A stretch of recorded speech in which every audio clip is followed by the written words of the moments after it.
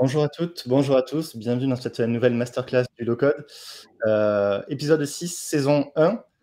J'ai le plaisir d'accueillir aujourd'hui André Desproges. Bonjour André. Bonjour Nicolas, bonjour à tous.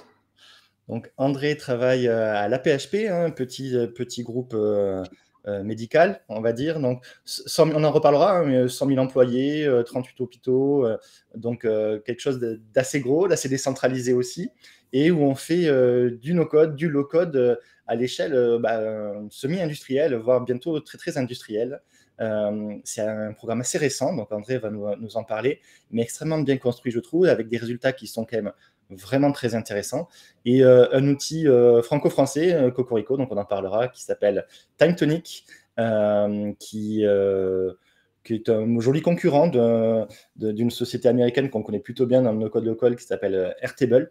Des avantages, des inconvénients. On ne va pas rentrer dans ce détail-là, on va juste dire qu'à la PHP, on apprécie l'utiliser.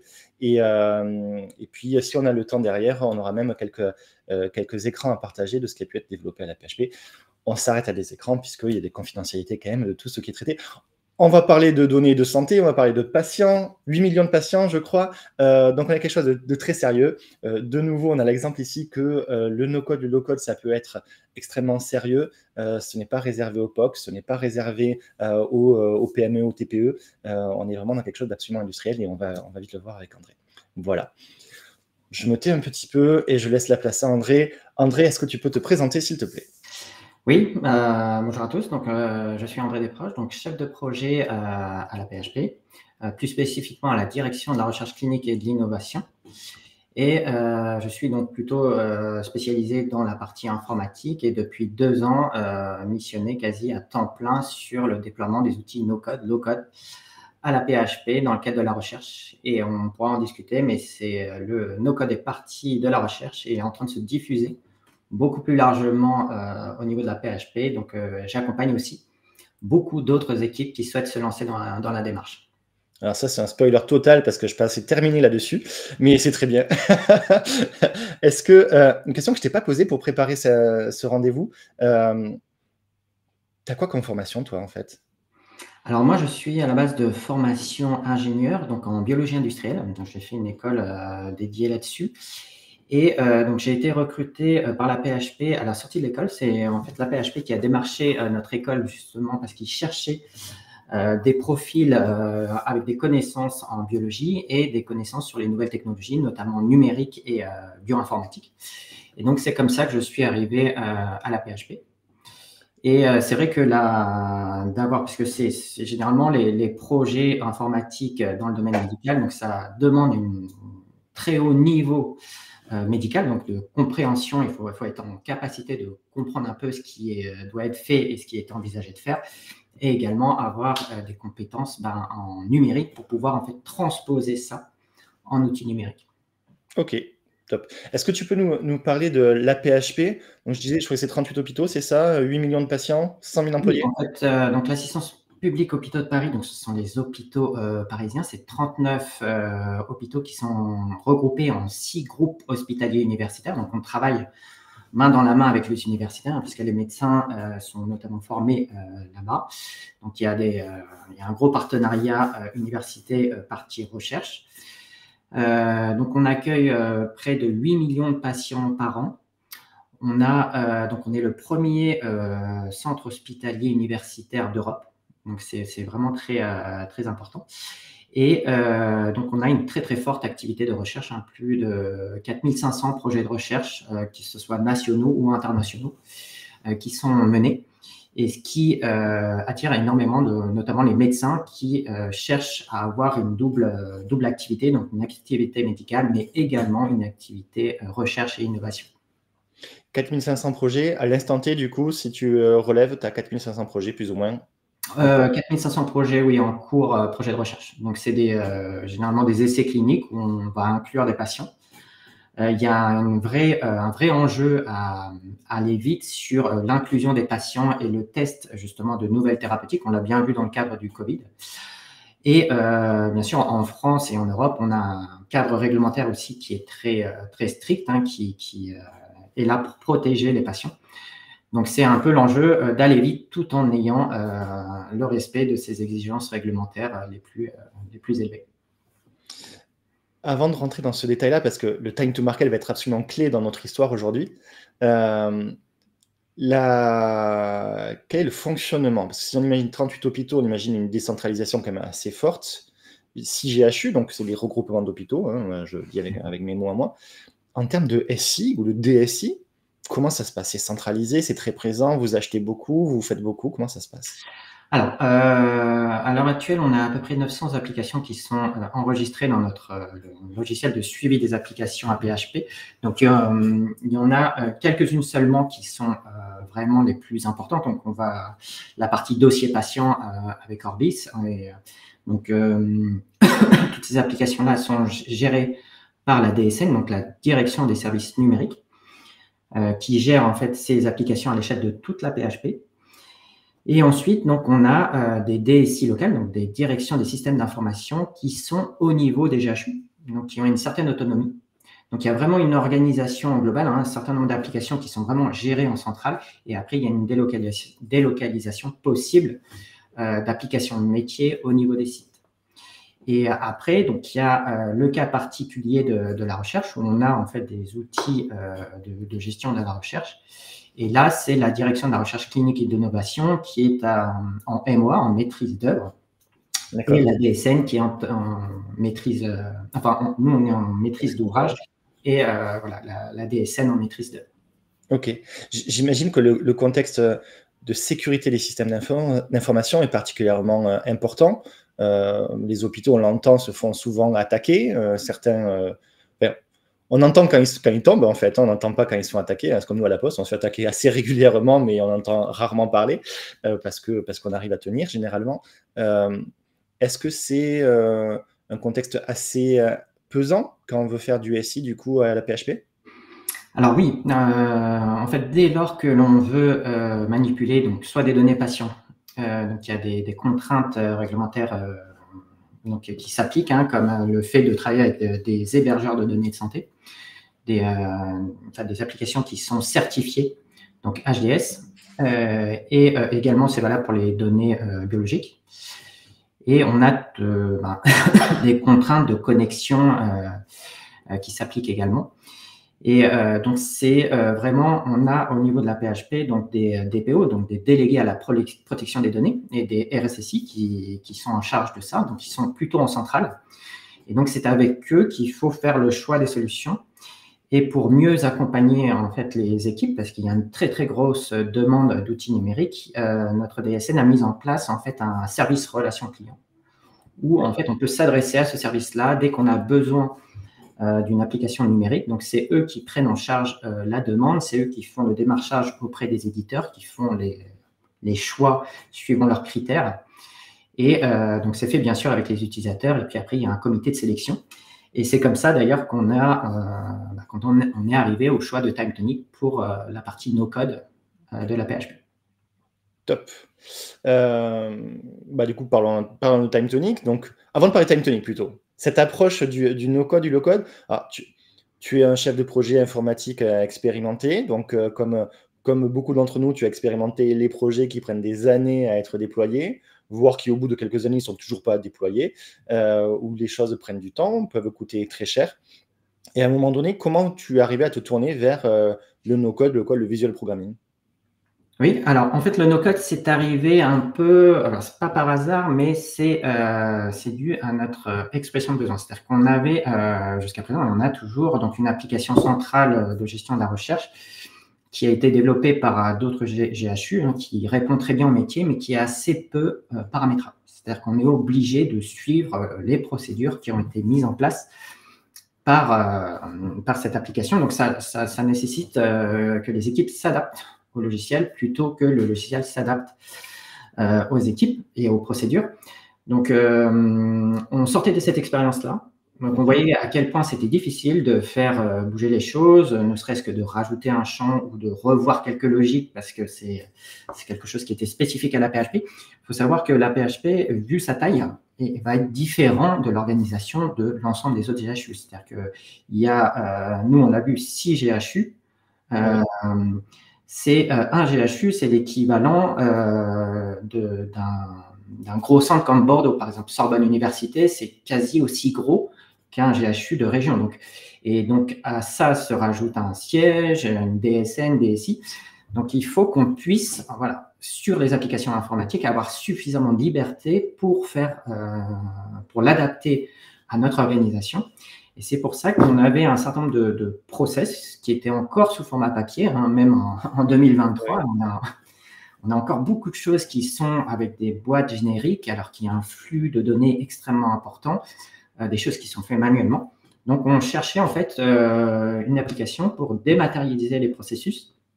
Mais ce qu'on cherchait surtout, c'est quelque chose qui soit paramétrable, facilement adaptable, et sans qu'on ait à faire appel à l'éditeur voilà, sans cesse.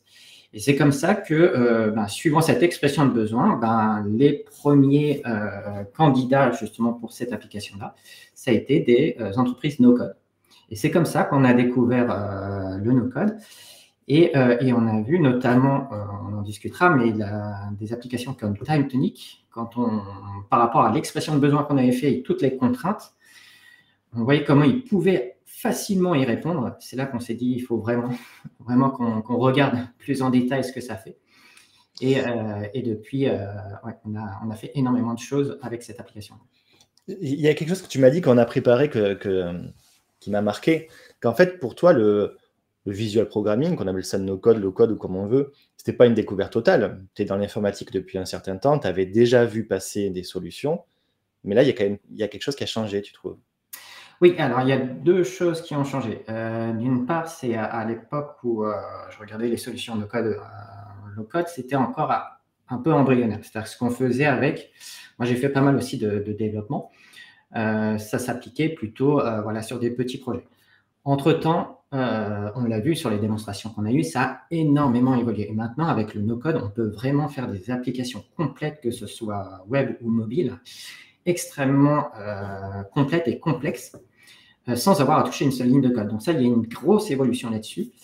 Et surtout, il y a eu une ouverture aussi de la PHP et j'ai l'impression des grosses entreprises sur ces nouvelles technologies.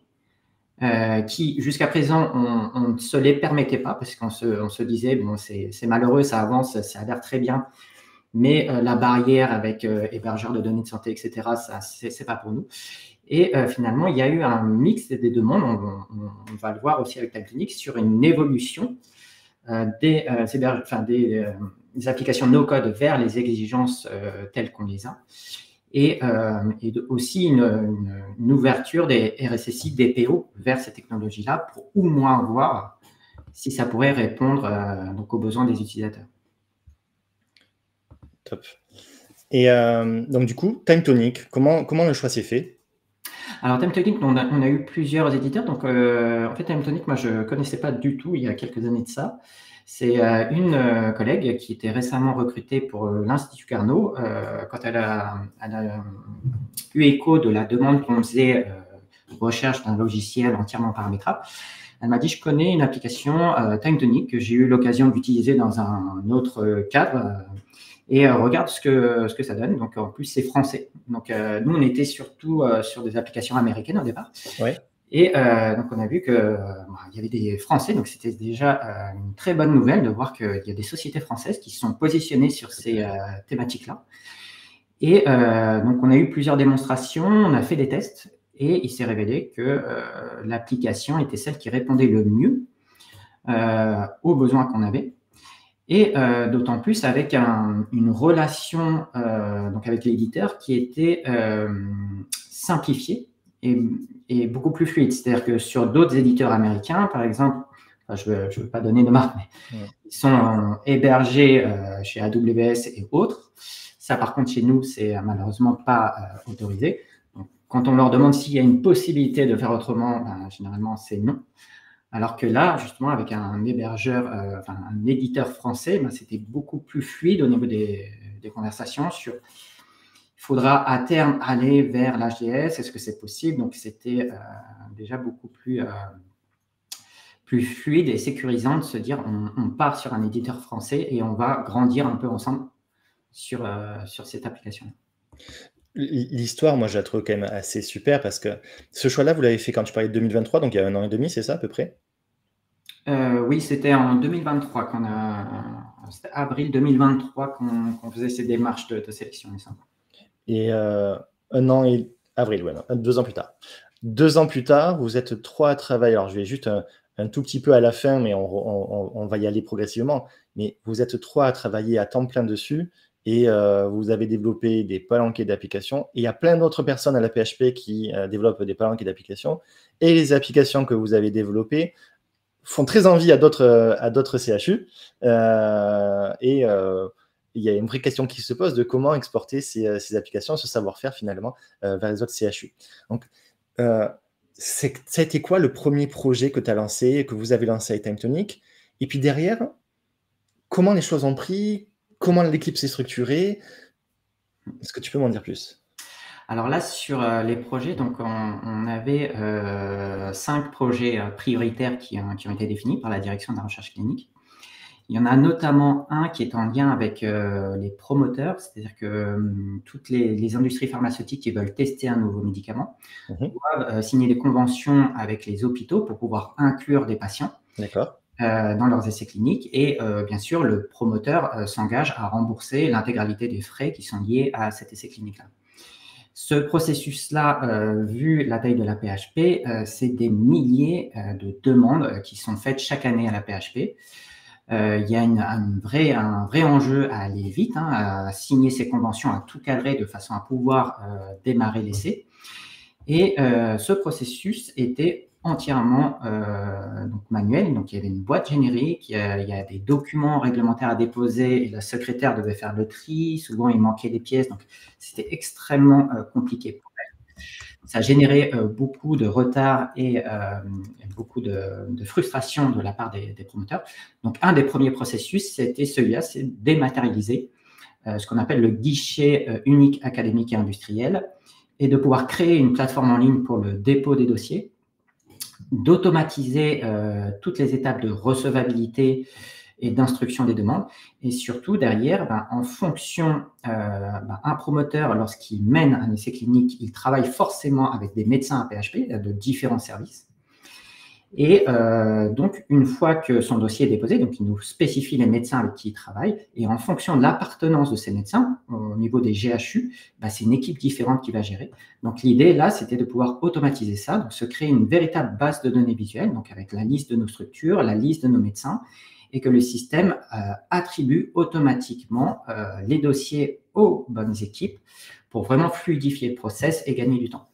Donc ça, c'est typiquement un des processus qui était prioritaire. Et donc, c'est une grosse application quand même quand on le voit sur le papier.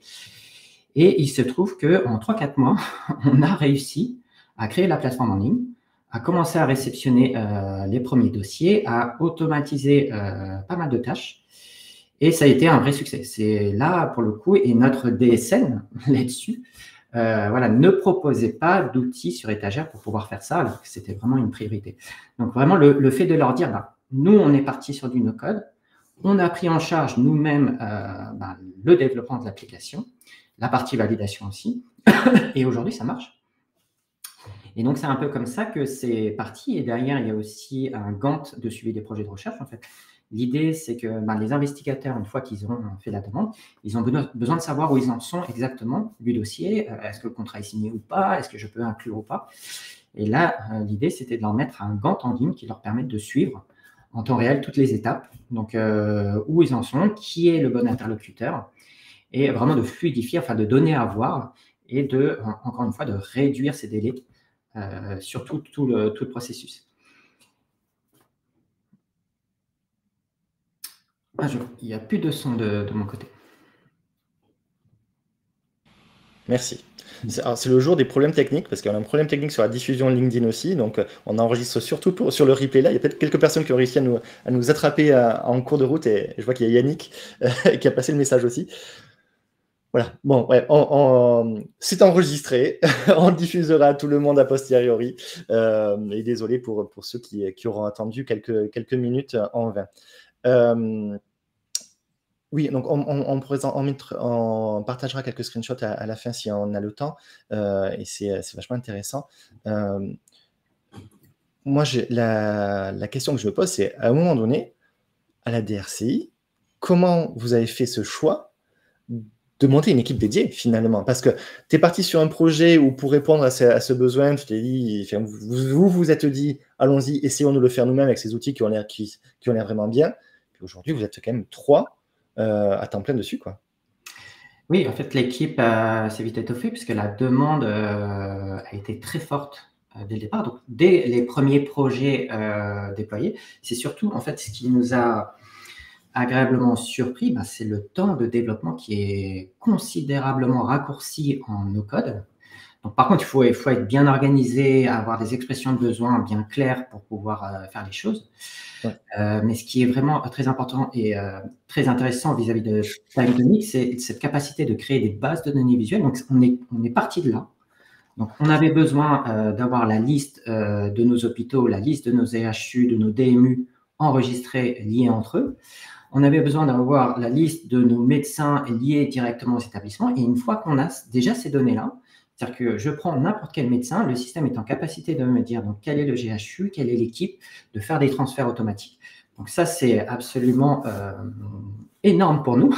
C'était des choses qu'on n'arrivait pas à faire jusqu'à présent et qu'on a pu faire en un temps record sur TimeTonic. Alors bien sûr, il y a la partie hébergement de données, etc., qu'on a bien consolidé avec l'éditeur avant, mais c'est cette partie vraiment base de données, c'est vraiment le cœur et ce qui nous plaît énormément justement dans la partie TimeTonic. Et à partir de là, on peut décliner nos applications. Et ensuite, il y a la DRH qui est venue voir parce qu'ils s'intéressaient aussi à l'outil. Puis ils ont vu ce qu'on a pu faire. Ils avaient des demandes similaires. Ils nous ont demandé est-ce qu'on peut y aller. Donc voilà comment c'est parti. Et aujourd'hui, on parle énormément de TimeTonic à la PHP. Mais comment ça se passe avec la DSN, donc ce que j'appelle la DSI, direction du service numérique, des services numériques, tu m'as dit. C'est quand même un peu étonnant que les RH, pour leurs besoins digitaux, viennent voir la recherche et l'innovation au lieu d'aller taper à la porte de la DSN. Oui, alors ça s'est fait effectivement comme ça, c'est-à-dire que les outils no-code sont entrés par le métier. Donc, ont été pris en charge par le métier et finalement, la DSN était, à part le fait de nous accompagner sur le choix, est restée un peu en retrait vis-à-vis de ça. Mais là, ça prend une telle ampleur que maintenant, ils commencent à se dire il faut qu'on re-rentre dans le processus, notamment que là, il y a la DRCI, il y a la DRH, maintenant il y a le service qualité, il y a énormément de services qui s'y mettent. Et donc là, alors il faut vraiment, sur tous les projets, qu'on travaille main dans la main avec la DSN, même si au début, ils sont un peu frileux, etc. Il faut vraiment qu'on puisse les informer qu'on a un nouveau projet, mettre en place les procédures d'autorisation avec eux, parce que les DPO et RSSI sont chez eux de toute façon, donc on a besoin de leur aval. Mais là, il y a une organisation qui se met en place et finalement, c'est la DSN qui toque à notre porte en ce moment en nous disant TimeTonic, on en entend de plus en plus parler, comment on peut s'organiser, est-ce que c'est nous qui devons reprendre, voilà. C'est encore en cours de structuration. Mais effectivement, la DSN commence maintenant à s'y intéresser. C'est en cours de structuration, mais moi, j'avais trouvé ça quand même très intéressant. La gouvernance, elle est posée. C'est-à-dire qu'on n'est pas, on va dire, on n'est pas sur du Shadow IT parce que vous êtes une équipe de sachants informatiques, que vous êtes en recherche-innovation, donc vous avez la légitimité d'avancer là-dessus. Mais même d'un point de vue DSI, on n'est pas du tout dans un Shadow IT. Il y a une vraie gouvernance qui a été posée. Tu l'as légèrement évoqué de manière en fait tout à fait normale, mais tu as dit il faut informer, donc tu as un référent côté DSN, je crois, enfin, tu as un point d'entrée en tout cas dédié à ça. Faut expliquer, on a parlé de revue de conception, vous faites une revue de conception, c'est ça avec la DSN ou pas encore? Je ne sais plus. Pas encore, ça c'est quelque chose qu'on aimerait bien mettre en place. Pour le moment, la revue de conception, c'est vraiment nous qui la faisons. On a d'ailleurs très vite été confronté à ça, c'est-à-dire cette partie gouvernance. On a énormément de demandes d'équipes qui ont besoin d'outils numériques et qui viennent nous voir en disant « ce serait super, je pense que TimeTonic, j'ai vu un peu ce que ça fait. Est-ce que vous pouvez me donner les codes d'accès ?» Par contre, si on fait ça, ça va partir dans tous les sens. Donc, et derrière, il faut qu'il y ait une cohérence en fait des outils. Et puis, un outil, finalement, il y a des procédures à suivre pour le concevoir.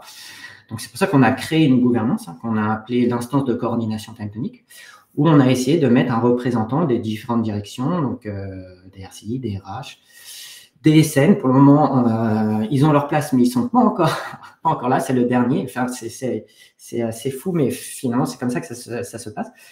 Et je pense que très prochainement, on les aura officiellement.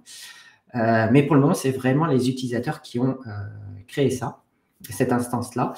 Et là, l'idée, c'est vraiment maintenant, là, on est à 2 ans et demi maintenant du no-code, c'est de vraiment faire en sorte qu'il y ait un partenariat avec notre DSN sur la revue de conception des outils, toute la partie validation. Il y a également des autorisations à avoir quand on veut connecter certaines bases de données, bien sûr. Et on a des PIA, en fait, des analyses de risque qui doivent être faites aussi en fonction justement de la criticité des outils qu'on met en place. Top, merci beaucoup. Tu peux me rappeler le nom de tes 2 collègues, s'il te plaît? Alors, c'est Hakim Lawarmi qui est donc ingénieur, donc plutôt développeur qui a été recruté, et Nathalie Humblo qui est, elle, plutôt un peu moins technique, mais plus sur l'organisation, justement, gouvernance et puis accompagnement sur les premières phases des projets avant, justement, le passage en production. Moi, j'aime beaucoup quand on a préparé... Alors, on ne peut pas dire que tu fasses beaucoup de publicité autour de ce que tu fais. Alors, Timetonic aime beaucoup parler de toi, ça c'est normal et on les comprend.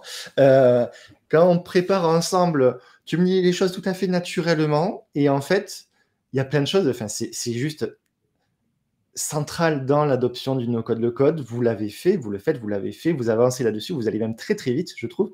Et si on s'arrête juste 2 secondes sur Hakim et Nathalie, en plus d'être très sympa, parce que j'ai eu l'occasion de les rencontrer, Hakim, il est développeur, quoi. Il a un vrai passé de développeur, et on a un développeur qui prend en main une solution no-code, on va plutôt s'orienter vers du no-code ici, et qui est très content de le faire, et qui voit vraiment l'intérêt, et qui a qu'une envie, c'est d'accélérer. Et on a de l'autre côté Nathalie, qui est une chercheuse, en fait. Et elle, c'est la reconversion, en fait. Le SI, c'est pas son truc de base. Alors, je crois qu'elle a fait une formation en no-code, quand même. Elle est en cours. Ah, formation en cours, c'est ça. Et on a quelqu'un du métier, quelqu'un qui sait très bien de quoi on parle. Tu le disais au tout début, hein, dans l'informatique médicale, on a besoin de savoir de quoi on parle, hein, quand même. C'est un peu le cas tout le temps, on va dire quand même, mais là peut-être particulièrement. Et là, on a quelqu'un qui vient du métier, qui sait de quoi on parle, qui a l'esprit plutôt bien fait a priori quand même, on ne devient pas chercheur comme ça, et qui se met à développer, qui devient développeuse. Alors plutôt dans la relation avec les métiers, hein, je crois, et plutôt dans la partie expression de besoin. Mais ça fait une équipe complète entre le développeur qui est reconverti et le métier qui est reconverti. Enfin, moi, je trouve vraiment oui, c'est là où on se rend compte que, en fait, pour gérer des projets comme ça, il faut différentes casquettes. Hein. Il y a beaucoup de travail. Donc, il y a toute une partie gouvernance, accompagnement des équipes. Donc, ça, c'est plutôt Nathalie qui a pris ça en charge. Après, il y a toute une partie donc, conception des outils. Donc, c'est plutôt donc moi et Hakim là-dessus. Et notamment, Hakim, lui, vu son passé de développeur, et surtout sur la partie donc, connexion, interfaçage avec les référentiels. Donc, déjà à 3, ça commence à se structurer au niveau des rôles. Mais on a une charge de travail importante parce que là, on est à plus de 60, voire 70 projets qui partent. Et toutes les semaines, on a de nouveaux. Et ce qu'on essaie de faire aussi, c'est de former les équipes.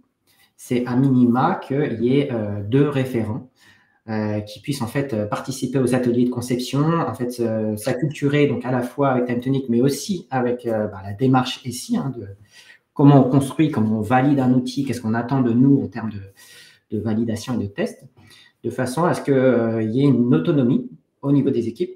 C'est-à-dire que si sur mon outil, j'ai besoin de rajouter un champ, j'ai besoin de changer une logique, j'ai besoin de rajouter une automatisation mail, je ne suis pas bloqué. Je peux le faire, bien sûr, en le faisant conformément donc, aux procédures établies. Et ça donne aux équipes, et je le vois, hein, c'est une autonomie qui est cruciale parce que nous, même moi qui travaille à l'AP depuis plusieurs années, je ne peux pas avoir le fond ultra précis des façons de faire des équipes. et je me rends compte, le fait de former les gens, c'est là que eux vont voir le potentiel de l'outil. Ah, je pourrais faire ça. Ah, je pourrais rajouter telle fonctionnalité. Ah, et c'est la bonne idée de se dire, bah, cette automatisation-là, elle va vraiment nous faire, ça va être un game changer parce que ça va Ouais. nous faire gagner un temps de fou. Ça viendra des équipes. Donc ça, s'ils sont en capacité de se dire, j'ai un besoin et je vois ce que peut faire l'outil, c'est là où on a le plus gros gain et les outils les plus efficaces. Top. On atteint la demi-heure, donc on va bientôt fermer, mais je sais que ça intéresse beaucoup de monde, même si j'ai l'impression qu'il n'y a plus grand monde connecté, vu qu'avec ce problème de connexion, mais il y aura du replay. Et donc, je sais que ça intéresse du monde que de voir un peu les écrans. Donc, je vais essayer, puisque c'est la journée quand même où j'arrive pas à faire grand-chose et je me trompe dans tout ce que je fais, je vais essayer de rajouter, hop, voilà, une scène de partage. Hop. Et donc, on a 2 images qui sont le projet Gantt, de suivi des projets tout court, c'est ça? Ça, c'est un exemple de Gantt. C'est, alors, lorsqu'un projet de recherche est validé, donc il y a tout un circuit de validation, d'obtention des financements, etc. Entre la réunion de lancement, donc avec l'investigateur, les industriels et autres, et l'inclusion du premier patient, il y a toute une listing d'étapes technico-réglementaires à suivre. Généralement, ça prend entre 1 et 2 ans. C'est extrêmement long, mais c'est strictement nécessaire. Et c'est sur ça que, justement, on voulait donner plus de visibilité. Donc là, avec Time Tonic, on a créé en fait un Gantt qui est entièrement paramétrable. C'est-à-dire que vous allez sur l'application, vous mettez l'acronyme de votre projet, vous déterminez l'équipe, donc qui est l'investigateur, qui est le chargé de contrat, etc. Donc tout ça, c'est en lien avec la base de données des utilisateurs. Vous mettez la date de début de rendement, de la réunion de lancement, la typologie de la recherche. Vous appuyez sur un bouton et le système va vous créer automatiquement un Gantt type que le chef de projet va ensuite pouvoir ajuster. Donc, on a déterminé la liste des étapes, les durées théoriques de ces étapes. Et une fois que ce Gantt, donc vraiment, ça prend quelques minutes à paramétrer pour le chef de projet. Une fois qu'il l'a fait, il est en capacité à la fois de le partager avec les investigateurs en leur disant, ben, voici le Gantt de suivi des projets. Donc, toutes les étapes apparaîtront en vert donc, dès qu'elles sont terminées. Dès qu'il y a une étape qui est en retard, donc elle s'allume en rouge. Il y a des notifications qui sont automatiquement adressées donc, aux personnes en charge de la tâche. Il y a une version mobile qui permet aux gens directement de modifier, mettre à jour la tâche en disant bah, ça, je viens de le terminer, c'est validé. Ça prend un petit peu plus de temps finalement. Donc, ça va automatiquement décaler les tâches et envoyer une notification donc, aux tâches qui en dépendent. Et ça, c'était un véritable enjeu de pouvoir avoir ça de disponible et surtout en ligne. Et ça donne une bien meilleure visibilité de l'activité de la DRCI, en fait, parce que c'est la DRCI qui accompagne sur l'ensemble de ces tâches-là. Et derrière, bien, il y a tout un système aussi de tableaux de bord qui nous permettent, alors je pense que ça doit être peut-être la diapo d'après, où en fait, ça nous permet, donc là, vous avez les durées théoriques des projets de recherche. Et on voit, donc au tout début, on avait des projets qui étaient à 1536 jours. Donc ça, c'était avant la mise en place de l'application. Et l'objectif, c'est le trait vert qu'on a tracé sur notre tableau de bord, qui était d'être en moins d'1 an. Et là, on voit bien, depuis la dématérialisation de ce processus, on est là clairement à une réduction des délais. Donc ça, c'est pour le coup un vrai succès, cette partie. Attends, il y a quand même quelque chose que je comprends. Pas sûr de comprendre. C'est donc le Gantt, ça permet un meilleur suivi des tâches à faire. Donc tu dis, on a un rappel de quand il y a une tâche qu'on a réalisée, a fortiori si on est en retard par rapport au planning. Et juste ce suivi-là permet de réduire, mais drastiquement, du coup, enfin, si on passe de 1200 à 500. Ce qu'il faut savoir, c'est qu'il peut y avoir des délais très importants parce qu'un contrat n'a pas été transmis à la bonne personne ou que les relances n'ont pas été faites. En fait, on part de loin quand les processus sont entièrement manuels comme ça. C'est malgré tout l'effort des agents, vu la quantité de travail, c'est très facile de s'y perdre. J'ai envoyé un contrat, mais Ça fait 3 semaines que j'ai pas eu de réponse, j'ai pas relancé. Alors qu'on essaie justement avec l'outil, donc à la fois d'avoir ce suivi, mais surtout d'automatiser les tâches. C'est-à-dire que les mails s'envoient automatiquement, les contrats se génèrent automatiquement, il y a des relances qui se font également automatiquement. C'est la dématérialisation des processus et toutes les tâches répétitives, justement, qui prennent un temps très important aux agents. C'est ça qu'on essaie de dématérialiser, de rendre automatique, et ce qui permet de dégager du temps, justement, aux chargés de projet, parce que derrière, quand vous avez un essai clinique, il y a une négociation à avoir aussi donc, avec le promoteur. Donc, c'est là où il y a la plus-value des chefs de projet. Donc, vraiment, c'est l'objectif, donc la réduction des délais, et aussi de donner à voir, en fait, de savoir où on en est. Je trouve ça énorme, en fait. Parce que là tu mets durée entre la réunion de lancement, ça je vois ce que c'est, et la première inclusion. Première inclusion, c'est quoi? C'est le premier patient inclus dans l'essai. Inclus dans l'essai. Alors là, il y a beaucoup encore là, de durée théorique. Donc, il y a un certain nombre de projets qui ne sont pas officiellement terminés. Sur les durées théoriques objectifs, donc là, on voit que l'objectif, c'est vraiment d'être en moins d'un an. C'est-à-dire que quand un investigateur arrive avec un nouveau projet de recherche, on peut quasiment lui dire avec certitude que dans moins d'un an, on pourra inclure le premier patient dans l'essai. Et avant, tu avais des chiffres énormes, donc du coup, tu étais à 2 ans et demi, 3 ans de moyenne, c'est ça? Ça peut être très long, oui. Ça pouvait. Bon, sur certains contrats, mais ce qui permet maintenant aussi donc, à tout le monde de pouvoir en fait visualiser ces chiffres aussi, ça c'est le avantage, de pouvoir avoir des revues réguliers et pouvoir anticiper. C'est qu'on voit que ça dérape un peu. Ça permet aussi de se dire comment on fait maintenant. Est-ce qu'on peut pas faire des choses autrement de façon à essayer de rattraper un petit peu le retard. Mais et ça, si, alors je dis avec mes mots, hein, parce que je dis avec mes mots, moi ça n'engage que moi, mais de ce que je crois comprendre, donc du coup on était sur une durée moyenne autour de 2 ans et demi, 3 ans entre le lancement et la première inclusion. Là, l'idée c'est d'être à moins de 1 an, hein, ce que je vois c'est même sensiblement moins de 1 an en fait. Ça met la PHP au niveau de ce qui se fait dans les bons CHU européens, ou ça vous met à l'avance? Alors, il faut, ça nous met plutôt dans les bons CHU, c'est l'objectif. Derrière, par contre, ces chiffres, il faut après pouvoir les comparer avec les différents centres de la même manière. C'est pour ça aussi que on a de plus en plus de CHU autres qui sont intéressés par la démarche qu'on a mise en place pour aller sur les mêmes technologies et pourquoi pas à terme avoir les mêmes métriques de suivi et justement pouvoir se comparer. Mais l'enjeu de la rapidité, en fait, de pouvoir passer surtout un certain nombre d'étapes, ce qui prend le plus de temps, c'est généralement les contrats. Donc, si déjà on a, ce qu'on a fait d'ailleurs sur Timetonic, c'est qu'on a une base complète des contrats types. Maintenant, c'est automatisé. On a juste un bouton sur lequel appuyer. Ça nous sort le contrat. On a créé un CRM, donc avec la liste de nos partenaires, leurs adresses, leurs contacts, de façon à pouvoir intégrer ça automatiquement. Mais finalement, c'est ces tâches-là qui font gagner du temps. Puisque une fois que les données sont consolidées et en base, une automatisation permet en quelques secondes de faire une tâche qui prenait 45 minutes, voire 1 heure à un chef de projet. C'est énorme. Et tu me fais une transition magnifique, je te remercie beaucoup. Du coup, la suite, c'est quoi pour ton équipe? Alors, pour notre équipe, c'est encore en cours de discussion, mais il faut qu'on consolide encore l'équipe. Donc là, on a de plus en plus de demandes qui viennent de toute la PHP, et y compris en dehors de la PHP.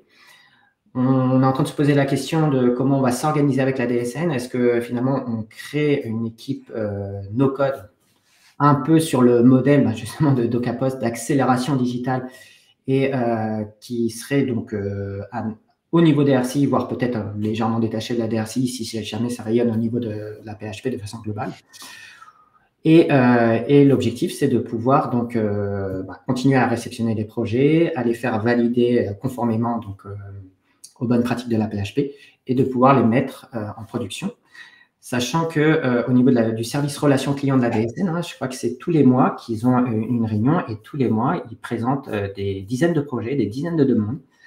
Le premier réflexe qu'ils avaient jusqu'à présent, bah, c'était de passer par des commandes, hein, c'est d'aller via des éditeurs et de commander des solutions toutes faites.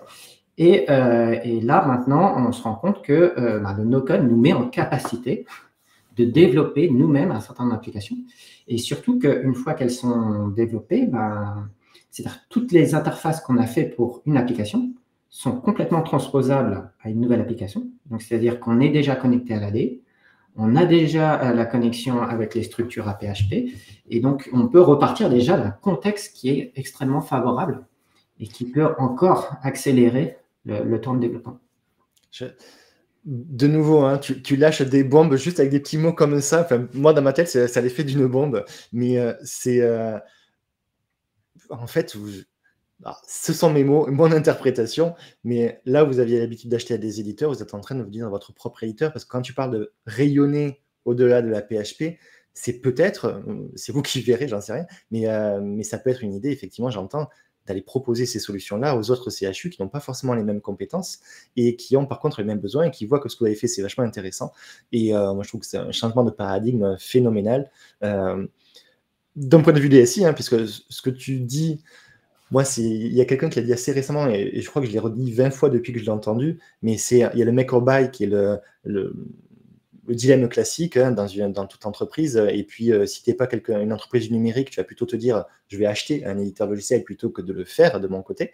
Là, avec ces outils no-code, low-code, surtout quand on commence à foisonner, et je suis dans la même situation que toi, et je constate exactement la même chose que toi, les briques sont déjà mises en place. On est dans le reuse, en make, en fait. Et dans cette réutilisation, on gagne un temps, mais phénoménal. Et puis, si on a des équipes chez nous qui sont sachantes aussi, c'est assez extraordinaire et extrêmement enthousiasmant, je trouve comme situation.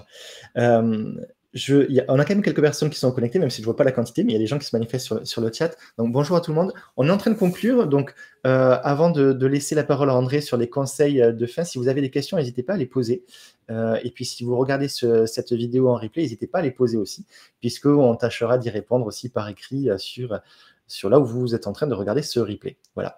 Donc, André, 2 ans et demi seulement, mais une expérience que je trouve déjà phénoménale, des résultats extraordinaires. Hein. Moi, j'ai l'habitude de mesurer ça plutôt en OTP, en budget, des choses comme ça. On n'en a même pas parlé parce que le time to market est réduit de manière phénoménale et c'est quand même ce qui va motiver principalement la PHP.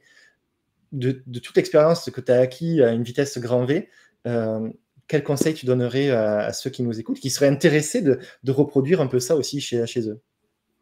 Oui, alors les conseils, c'est que il faut le no-code, low-code, nous, encore une fois, on l'a vraiment découvert il y a 2 ans et demi.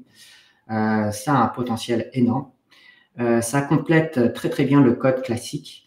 Ce qu'on peut en conclure après 2 ans et demi d'expérience, c'est que c'est entre 3 et 4 fois plus rapide que du code classique. Hein. C'est vraiment là où on était entre l'expression de besoin et la livraison des premiers écrans sur des mois, voire des années. Là, on est plutôt en semaines ou en mois, voire peut-être même plus court quand on fait de la réutilisation. Donc, ça peut même surprendre les utilisateurs que entre la première réunion où ils présentent leur projet et les premiers écrans, ça soit la semaine d'après, voire les 15 jours d'après. Donc, ça, c'est vraiment très satisfaisant pour nous, cette rapidité.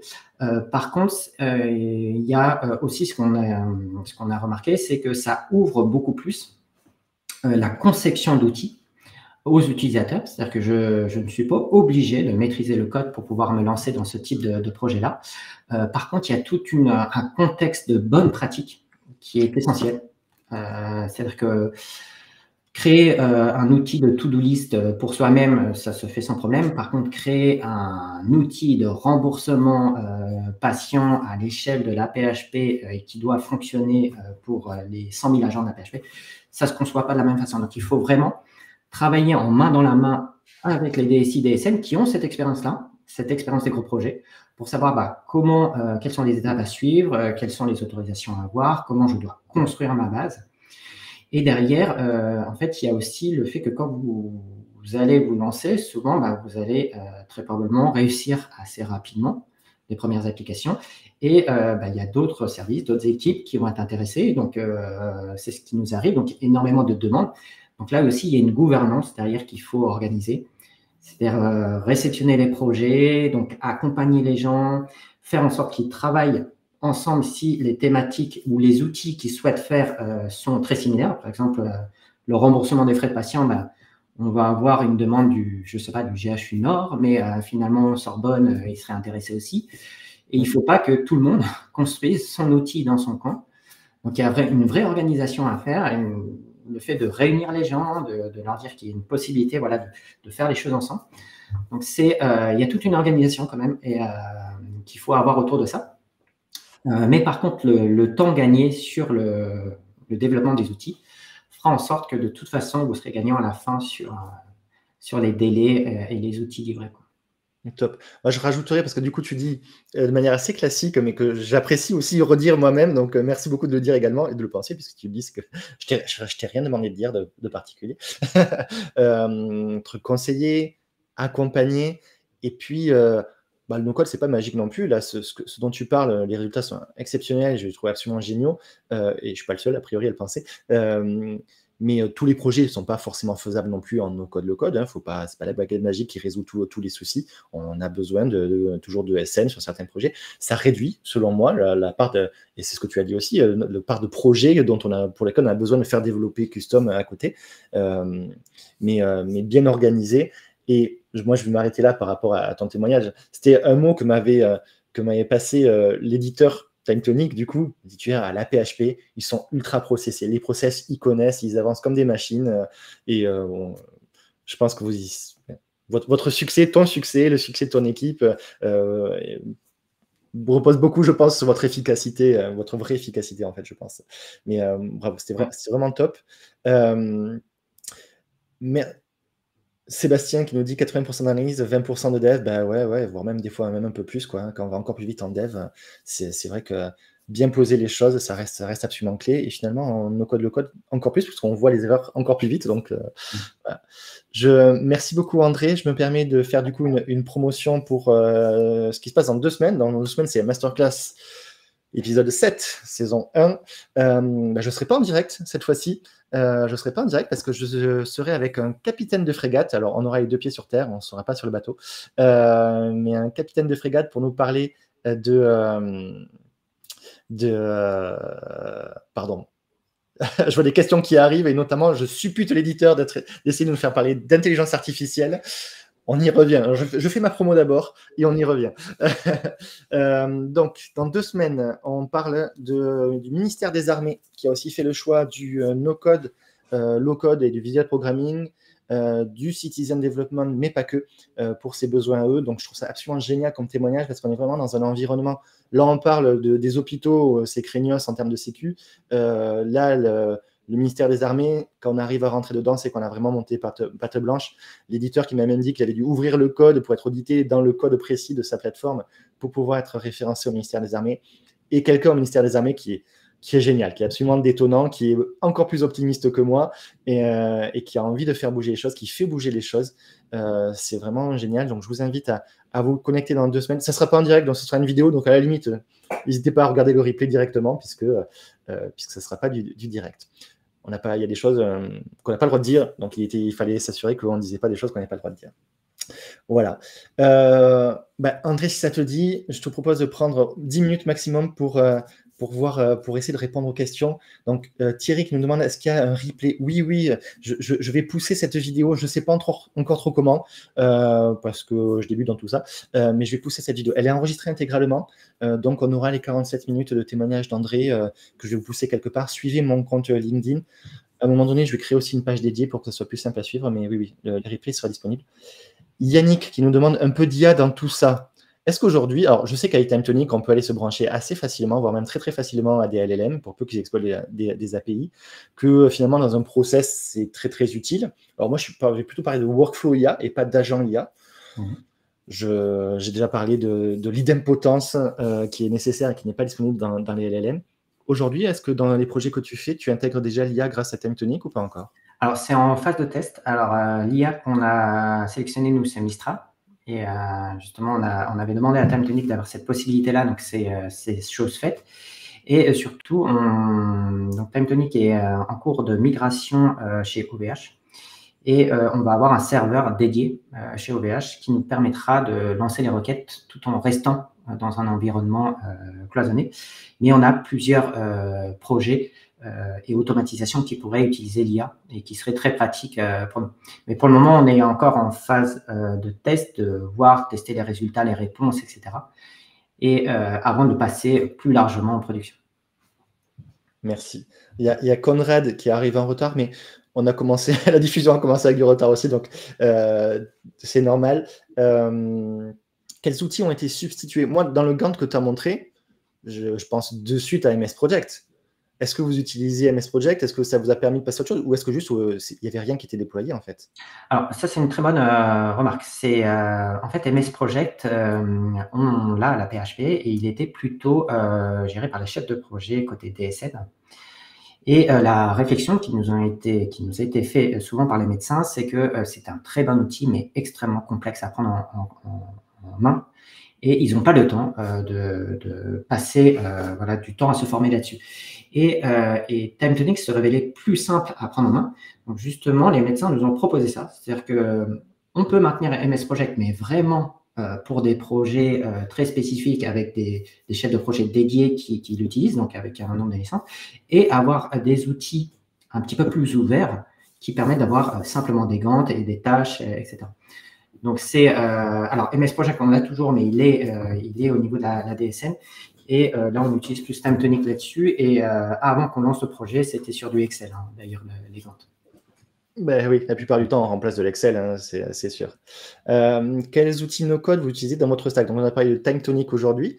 Est-ce que vous utilisez déjà d'autres outils? Je crois qu'on avait déjà discuté ensemble, mais on continuera peut-être à en discuter sur d'autres outils potentiels. Alors, le cœur, c'est TimeTonic sur la partie back-end, front-end essentiellement. On utilise aussi beaucoup Serenitix pour la partie tableau de bord. Là, on a déployé Make pour la partie interface, notamment avec DocuSign et puis des appels API variés. Et il n'est pas exclu qu'après, on utilise aussi les connecteurs pour, pourquoi pas, aller connecter WordPress et avoir plus de latitude justement sur les visuels dans certains projets. Ouais. Y a toute une gamme d'outils qui peut être très intéressant pour vous. On en parlera, mais hors caméra. Voilà, il y avait une autre question, c'est par le DSN. Est-ce que vous comptez faire de l'AP avec un outil no-code? Non, la réponse n'est pas tout de suite en tout cas. Donc DSN, c'est la DSI, en fait, la direction des services numériques de la PHP. Et d'ailleurs, ça permet de resituer aussi, hein, il y a quand même un gros projet qui est en cours depuis un certain temps, qui inclut justement la facturation, hein, de ces essais, enfin de la recherche. Et ça, il n'est pas question aujourd'hui de le remplacer. C'est en cours de déploiement, il sera déployé, et il y a des choses qu'on va quand même garder sur des éditeurs classiques et avec des ESN classiques qui vont développer du custom pour vous. Hein. C'est ça. Oui. Merci de confirmer. C'est pas moi qui suis à la PHP. Au départ de TimeTonic, c'était de dématérialiser tous les processus qui n'étaient pas encore. Donc ça, c'est chose faite et on se rend compte que plus on avance, plus on se rend compte des capacités. Donc on est là aussi dans une logique de connecter, d'interfacer en fait les logiciels. Mais on ne va pas supprimer les grosses applications qu'on a actuellement à la PHP. C'est vraiment un interfaçage et justement, TimeTonic permet de faire ce lien, donc c'est tout l'avantage aussi. Et c'est souvent le cas, je trouve, que se focaliser avec ces outils déjà sur le build, donc les projets nouveaux, c'est déjà très très bien, ça permet de se faire la main. Et moi-même, avec 10 ans d'expérience et 60 personnes dans l'équipe, remplacer quelque chose qui est déjà présent, on le fait quand c'est... Alors, ça nous arrive et sur des sujets stratégiques, mais en fait, c'est tout un nouveau projet qui nous est demandé d'être créé, quoi. C'est pas, on ne reprend pas juste la suite en se disant ah, ben la maintenance nous coûte trop cher, donc du coup, on va le remplacer par un outil qui coûte moins cher. Non, soit c'est un vrai projet et en fait, on a un projet nouveau, soit c'est des vrais projets nouveaux, mais voilà, de nouveau, c'est pas magique, mais ça peut être assez extraordinaire. Si vous n'avez pas vu toute la vidéo, revoyez toute la vidéo parce qu'elle est des choses assez extraordinaires. Merci beaucoup, André. Si vous avez des questions, n'hésitez pas à les poser là où vous verrez cette vidéo. On y répondra avec plaisir avec André. Merci encore, c'était vraiment top. Merci à vous, merci à toi. Avec plaisir, et je souhaite à tout le monde du coup une très bonne journée. Merci à tous. Merci, très bonne journée.